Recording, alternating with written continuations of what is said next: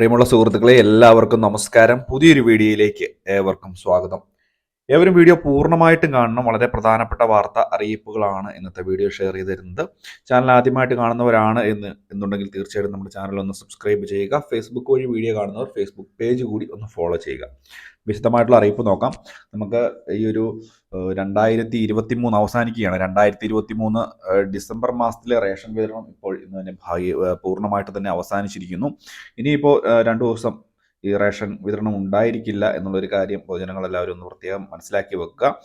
അതുകൊണ്ട് തന്നെ 2023 ഡിസംബർ മാസത്തെ റേഷൻ വിതരണം ഇന്നലെ 30-ാം തീയതി അവസാനിച്ചു.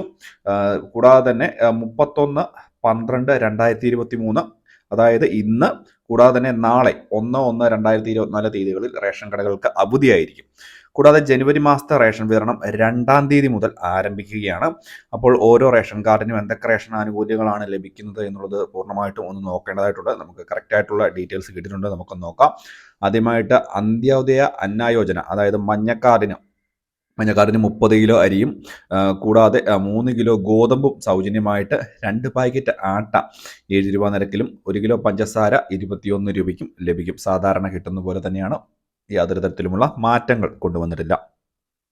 അടുത്തതായിട്ട് പിങ്ക് കാർഡിൽ ഓരോ അംഗത്തിനും 4 കിലോ അരിയും 1 കിലോ ഗോതമ്പും സൗജന്യമായിട്ട് ലഭിക്കും. കാർഡിൽ ആകെ അനുവദിച്ചിട്ടുള്ള ഗോതമ്പിന്റെ അളവിൽ നിന്നും 3 കിലോ കുറച്ച് അതിന് പകരം 3 പാക്കറ്റ് ആട്ട 9 രൂപ നിരക്കിൽ ലഭിക്കും എന്നുള്ളൊരു കാര്യം കൂടി പ്രത്യേകം ശ്രദ്ധിക്കുക. ഇത് കഴിഞ്ഞ മാസങ്ങളിലും ഇതേ രീതിയിൽ തന്നെ നടപടി ഉണ്ടായിരുന്നു.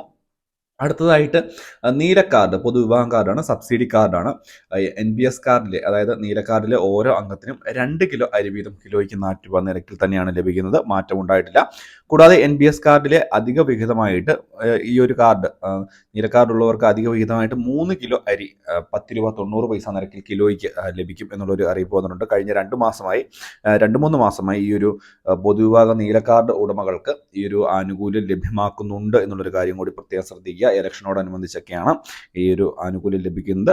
കൂടാതെ അടുത്തതായിട്ട് പൊതുവിഭാഗം വെള്ളക്കാർഡിന് 6 കിലോ അരി ആയിരിക്കും ലഭിക്കുക. 10 രൂപ 90 പൈസ നിരക്കിലായിരിക്കും ലഭിക്കുക.